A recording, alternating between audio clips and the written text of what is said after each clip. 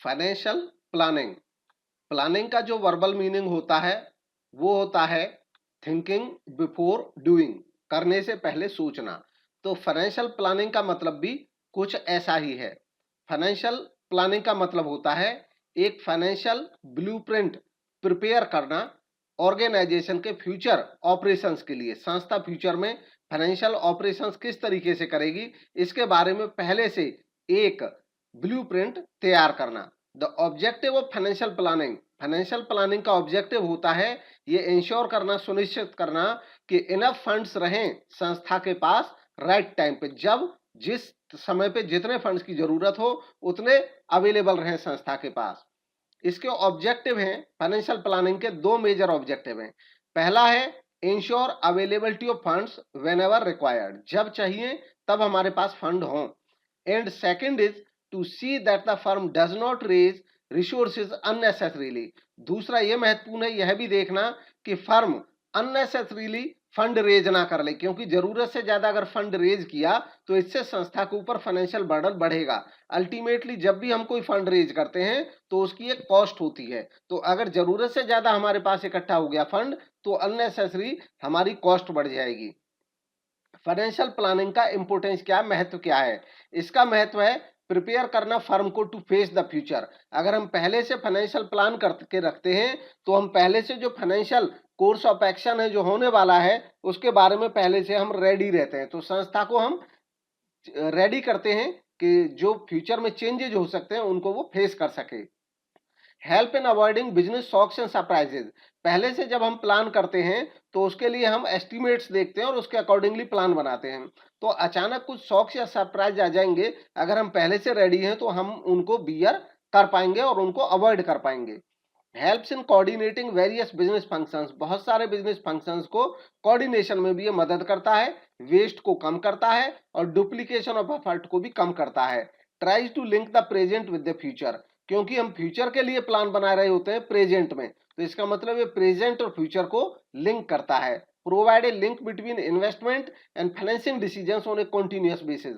Financial planning में हम ये सोचते हैं कि जो हमें फंड प्राप्त करने वो कहां से प्राप्त करने हैं, यानी कि फाइनेंशियल डिसीजन, और हम इन फंड्स को कहां लगाएंगे यानी कि इन्वेस्टमेंट डिसीजन। तो ये जो दोनों डिसीजन है इन्वेस्टमेंट और फाइनेंसिंग, इनमें भी एक लिंक बनता है फाइनेंशियल प्लानिंग के माध्यम से। Make the evaluation of actual performance easier, जब हम पहले से प्लान करते हैं तो हम प्लान करके रखते हैं अपने एक्सपेंडिचर भी और अपनी रेवेन्यूज को भी, तो इस प्रकार से हम परफॉर्मेंस को आसानी से चेक कर सकते हैं, वास्तविक परफॉर्मेंस को, क्योंकि पहले से हमने जो तय कर रखे थे क्राइटेरिया उनसे इसका मिलान किया जा सकता है जो वास्तव में परफॉर्मेंस हुई है। कैपिटल स्ट्रक्चर, कैपिटल स्ट्रक्चर क्या होता है? जैसे कोई भी स्ट्रक्चर क्या होता है, बिल्डिंग स्ट्रक्चर अगर हम बात करें तो बिल्डिंग में जो चीजें होती हैं अवेलेबल उसको हम स्ट्रक्चर कहते हैं, उस ढांचे को। ऐसे ही कैपिटल स्ट्रक्चर में जो कैपिटल के कंपोनेंट रहते हैं, एक संस्था की कैपिटल का मतलब यहाँ पे कैपिटल एम्प्लॉयड से होता है, चाहे उसमें ओनर्स फंड है और चाहे उसमें बोरोड फंड है लॉन्ग टर्म के, तो इनका जो आपस में प्रोपोर्शन होता है वही हमें कैपिटल स्ट्रक्चर के बारे में बताता है। कैपिटल स्ट्रक्चर उस पूरे ढांचे को कहते हैं जिसमें ओनर फंड, बोरोड फंड में भी लोन, डिवेंचर्स, बॉन्ड्स, उनका आपस में क्या प्रोपोर्शन है ये हमें पता चलता है इससे। इससे रिलेटेड दो टर्म है कैपिटलाइजेशन और फाइनेंशियल स्ट्रक्चर। कैपिटलाइजेशन जो टर्म है उसका यूज किया जाता है ओनर फंड और बोरोड फंड के टोटल के लिए, जो कुल मूल्य इसका होता है उसको पूंजीकरण या कैपिटलाइजेशन कहा जाता है। और फाइनेंशियल स्ट्रक्चर का मतलब होता है कि जो लॉन्ग टर्म और शॉर्ट टर्म सोर्सेज होते हैं फंड्स के, यानी कि जो लायबिलिटीज होती हैं खास तौर पे चाहे वो लॉन्ग टर्म है चाहे शॉर्ट टर्म है, उनका आपस में जो स्ट्रक्चर जो रेशियो बनता है वो फाइनेंशियल स्ट्रक्चर कहलाता है। नेक्स्ट है फाइनेंशियल लीवरेज या कैपिटल गियरिंग। फाइनेंशियल लीवरेज या कैपिटल गियरिंग का क्या मतलब है? Use of fixed charge bearing securities. Fixed charge bearing securities कौन सी होती हैं? जिन सिक्योरिटीज का चार्ज फिक्स होता है हमारे ऊपर, जैसे डेट का इंटरेस्ट फिक्स है, प्रेफरेंस शेयर कैपिटल का डिविडेंड फिक्स है, तो ये फिक्स्ड चार्ज बियरिंग सिक्योरिटीज हैं। कैपिटल स्ट्रक्चर में इनका इस्तेमाल करना, जब इनका इस्तेमाल करते हैं तो उसको हम फाइनेंशियल लीवरेज या कैपिटल गियरिंग कहते हैं। मोर यूज ऑफ डेट या प्रेफरेंस कैपिटल, हम डेट और प्रेफरेंस कैपिटल का जितना ज्यादा यूज करेंगे अपने कैपिटल स्ट्रक्चर में, इसका मतलब उतना ज्यादा फाइनेंशियल लीवरेज या कैपिटल गियरिंग का इंक्रीज होना कहा जाएगा। कैपिटल गियरिंग जो है यह एक ब्रिटिश टर्म है और इसका मतलब होता है amount of debt a company has relative to its equity. एक कंपनी की जो कैपिटल एम्प्लॉयड होती है उसमें एक मेजर पोर्शन होता है इक्विटी का, जैसे कि इक्विटी शेयर या रिजर्व, और दूसरा मेजर पोर्शन होता है डेट का, लोन या डिवेंचर। तो जो कैपिटल गियरिंग टर्म है ब्रिटिश टर्म, वो ये कहती है कि हम इक्विटी के साथ कितना डेट यूज कर रहे हैं, इस बात को कैपिटल गियरिंग कहते हैं। यूनाइटेड स्टेट्स में, यूएस में फाइनेंशियल लीवरेज टर्म यूज की जाती है कैपिटल गियरिंग के बजाय। इसके अलावा इन टर्म्स के यूसेज में एक डिफरेंस भी है, फंडामेंटल डिफरेंस। लीवरेज और गियरिंग में इन दोनों का यूज सिनोनिमसली भी हो जाता है, मतलब लोग लीवरेज और गियरिंग को एक ही वर्ड मान करके यूज भी करते हैं और वो काफी हद तक सही भी है, लेकिन इनमें एक हल्का सा डिफरेंस भी है। एक डिफरेंस तो ये हो गया कि जो लीवरेज टर्म है इसका जो इस्तेमाल होता है वो ज्यादातर कहाँ पे होता है, यूएस में, और जो गियरिंग टर्म है इसका यूज होता है ज्यादातर ब्रिटिश में।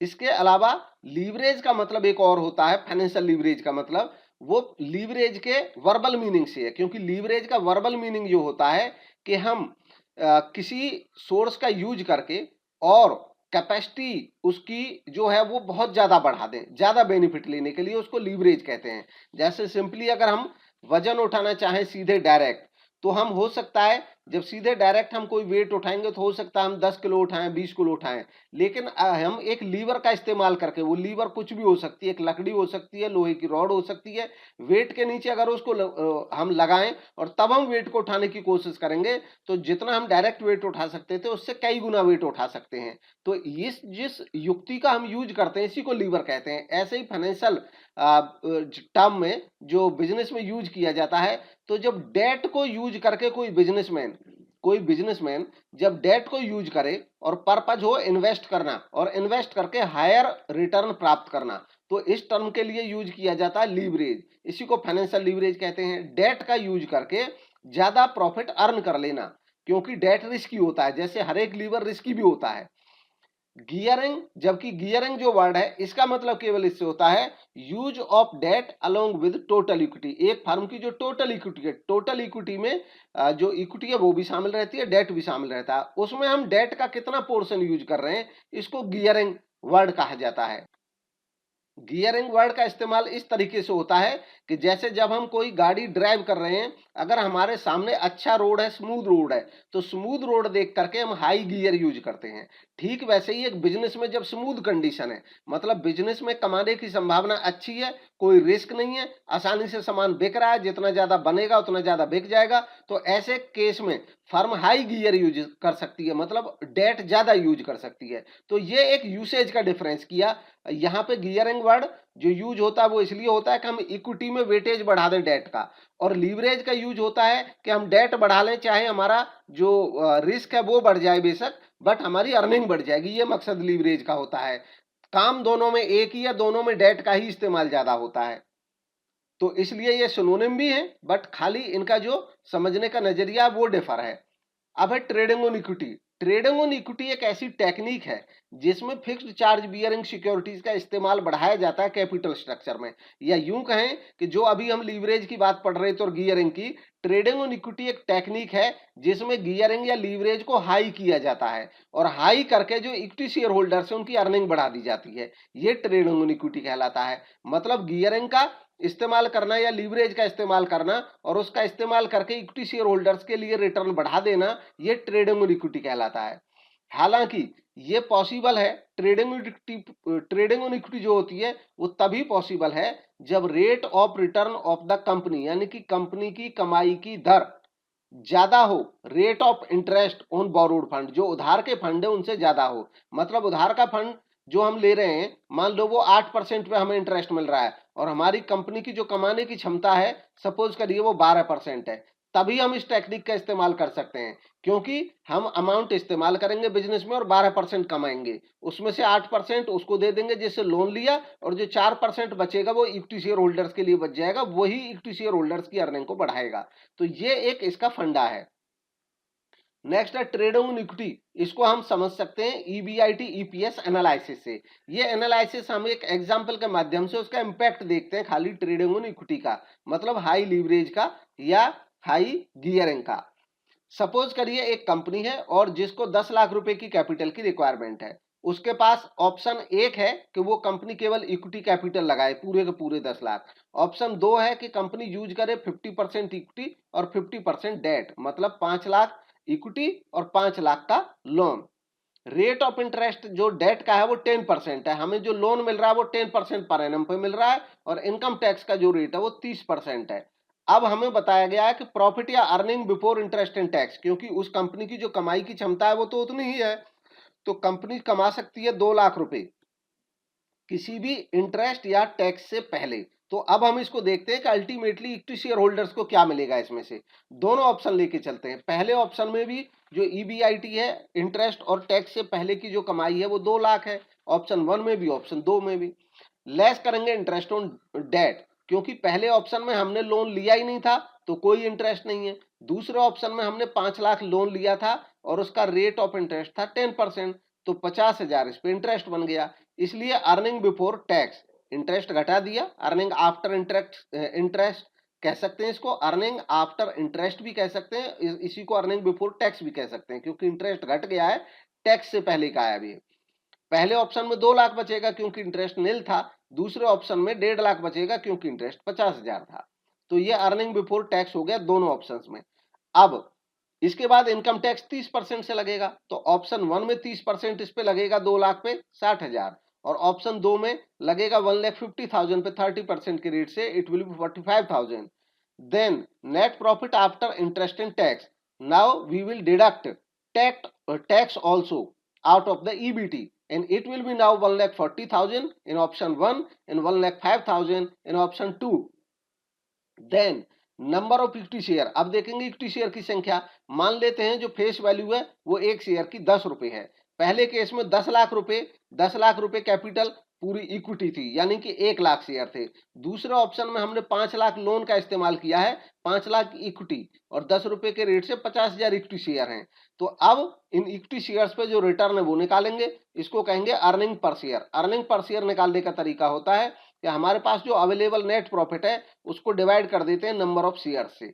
तो अवेलेबल प्रॉफिट यहाँ पे 1,05,000 है, नंबर ऑफ शेयर 50,000 है, यहाँ पे 1,40 था earning profit, number of share 1,00,000। अब निकाला पर शेयर कितनी अर्निंग जा रही है, तो पहले केस में पर शेयर अर्निंग हो रही है 1 रुपया 40 पैसा, 1 रुपी 40 पैसे।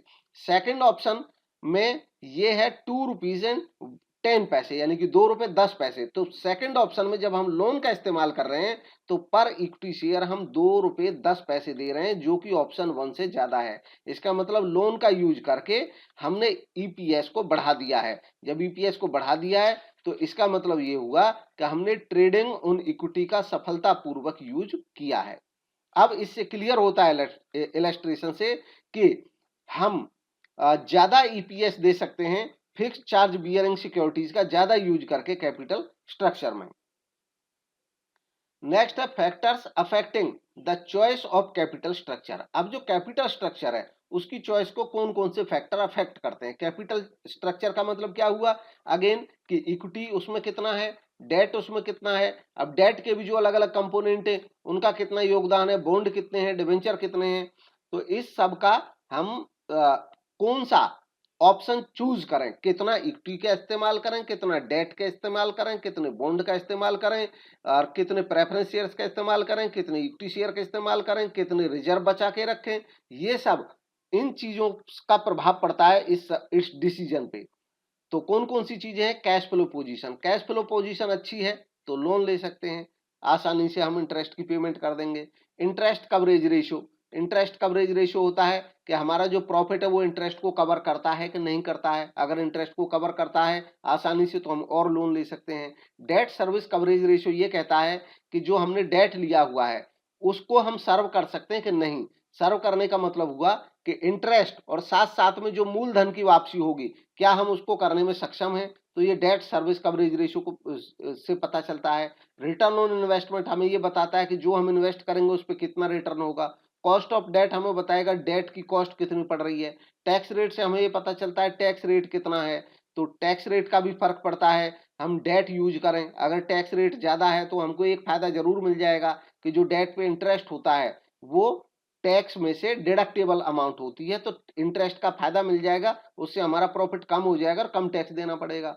कॉस्ट ऑफ इक्विटी का भी फर्क पड़ता है, इक्विटी की कॉस्ट क्या है, फ्लोटेशन कॉस्ट, रिस्क के कंसीडरेशन की रिस्क कितना है डेट में या इक्विटी में, अलग अलग सोर्सेज में फ्लेक्सिबिलिटी कितनी है हमारे पास पैसे को वापस देने की, अगर इस्तेमाल कर लिया और अभी जरूरत नहीं है तो हम वापस दे सकते हैं कि नहीं दे सकते। कंट्रोल जो शेयर होल्डर्स का है उसके कंट्रोल पे कोई फर्क तो नहीं पड़ेगा। रेगुलेटरी फ्रेमवर्क मतलब जो रेगुलेशन है गवर्नमेंट के या गवर्नमेंट एजेंसीज के, वो क्या कहते हैं, स्टॉक मार्केट की कंडीशन कैसी है, कैपिटल स्ट्रक्चर अदर कंपनीज का कैसा है, ये सारी बातें प्रभाव डालती हैं एक कंपनी के कैपिटल स्ट्रक्चर पे।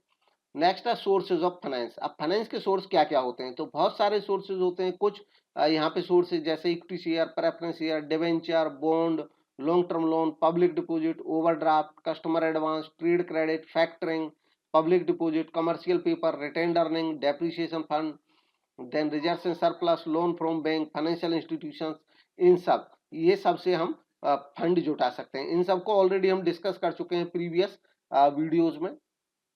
नेक्स्ट है कैपिटल। कैपिटल फिक्स्ड कैपिटल हो सकती है, वर्किंग कैपिटल हो सकती है। पहले बात करते हैं फिक्स्ड कैपिटल। फिक्स्ड कैपिटल हमारा वो पार्ट होता है इन्वेस्टमेंट का जो हमने फिक्स्ड एसेट में इन्वेस्ट कर रखा है। हमने टोटल अपने इन्वेस्टमेंट का कैपिटल एम्प्लॉयड का जितना पैसा फिक्स्ड एसेट में इस्तेमाल किया है उसी को फिक्स्ड कैपिटल कहते हैं। और इसके रिगार्डिंग जो डिसीजन होता है यानी कि फिक्स्ड एसेट में इन्वेस्टमेंट से रिलेटेड, उसको कहते हैं कैपिटल बजटिंग का डिसीजन। ये प्रभावित करता है ग्रोथ को, प्रॉफिटेबिलिटी को और रिस्क को एक बिजनेस के को लॉन्ग रन में, लंबे समय में बिजनेस के ग्रोथ को प्रभावित करता है, प्रॉफिटेबिलिटी को प्रभावित करता है, रिस्क को प्रभावित करता है।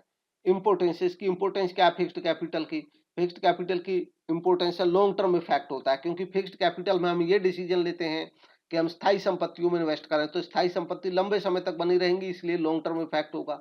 लार्ज इन्वेस्टमेंट होता है फिक्स्ड एसेट में, कंपैरेटिवली ज्यादा पैसा इन्वेस्टमेंट होता है, रिस्क ज्यादा रहता है, जब ज्यादा फंड इस्तेमाल होते हैं तो रिस्क भी ज्यादा रहता है। इरिवर्सिबल डिसीजन, हम फिक्स्ड एसेट में पैसा इस्तेमाल करते हैं तो बहुत जल्दी डिसीजन को रिवर्स नहीं कर सकते हैं, क्योंकि इसमें ज्यादा अमाउंट का इन्वेस्टमेंट होता है तो उतनी आसानी से वापसी संभव नहीं रहती है। Factors affecting the requirement of fixed capital. अब कौन कौन से फैक्टर हैं जो फिक्स्ड कैपिटल की रिक्वायरमेंट को प्रभावित करते हैं कि फिक्स्ड कैपिटल ज्यादा होनी चाहिए या कम होनी चाहिए। बिजनेस का स्वयं का नेचर प्रभावित करता है। बिजनेस का नेचर अगर मैन्युफैक्चरिंग का है तो वहां पे उनको मशीन लगानी पड़ेगी, फैक्ट्री रखनी होगी तो फिक्स्ड कैपिटल की रिक्वायरमेंट बढ़ जाएगी। स्केल ऑफ ऑपरेशन, बड़े स्केल पे अगर ऑपरेशन होंगे तो फिक्स्ड कैपिटल ज्यादा चाहिए, छोटे स्केल पे होंगे तो कम चाहिए। टेक्निक यूज, कैसी टेक्निक का इस्तेमाल कर रहे हैं हम, टेक्नोलॉजी अपग्रेडेशन कैसा है, ग्रोथ प्रोस्पेक्टस क्या कहता है, डाइवर्सिफिकेशन संभव है या नहीं है, collaboration others for use of common asset, अगर कोई कोलैबोरेशन संभव है बाकियों से कॉमन एसेट इस्तेमाल करने का तो कुछ फिक्स्ड एसेट्स कम लगानी पड़ेंगी। नेक्स्ट है वर्किंग कैपिटल। वर्किंग कैपिटल वो अमाउंट है जो किसी संस्था की करंट एसेट्स में इन्वेस्टेड रहती है और डे टू डे ऑपरेशंस के लिए अवेलेबल रहती है। आमतौर पे जो टोटल करंट एसेट्स होती हैं उनको हम ग्रॉस वर्किंग कैपिटल कहते हैं। और टोटल करंट एसेट्स में से, टोटल करंट एसेट्स में से अगर करंट लायबिलिटी को माइनस कर दें तो जो डिफरेंस है वो नेट वर्किंग कैपिटल कहलाता है। अब वर्किंग कैपिटल रिक्वायरमेंट को कौन कौन से फैक्टर अफेक्ट करते हैं, मतलब वर्किंग कैपिटल का मतलब हो गया करंट एसेट कितनी मेंटेन करें, उनका कंपोजिशन क्या होना चाहिए, करंट लायबिलिटी कितनी मेंटेन करके रखनी चाहिए। इस सब को कौन सी चीजें प्रभावित करती हैं, बिजनेस का नेचर प्रभावित करता है, स्केल ऑफ ऑपरेशंस प्रभावित करते हैं, सीजनल फैक्टर, सीजन के हिसाब से भी प्रभाव पड़ता है, प्रोडक्शन साइकिल का भी असर पड़ता है, क्रेडिट अलाउड का भी असर पड़ता है, क्रेडिट अवेलेबिलिटी का असर पड़ता है, अवेलेबिलिटी ऑफ रॉ मटेरियल प्रभाव डालती है, ग्रोथ की संभावना प्रभाव डालती है और लेवल ऑफ कंपटीशन का भी प्रभाव रहता है। अगर कंपटीशन हाई है तो वर्किंग कैपिटल ज्यादा बना के रखनी होती है। तो इस तरीके से अलग अलग फैक्टर्स का प्रभाव रहता है। ये था आज का डिस्कशन। वीडियो कैसा लगा, अच्छा लगा तो लाइक जरूर करें, चैनल को सब्सक्राइब करें ऐसे और वीडियोस लेने के लिए। Thank you for watching.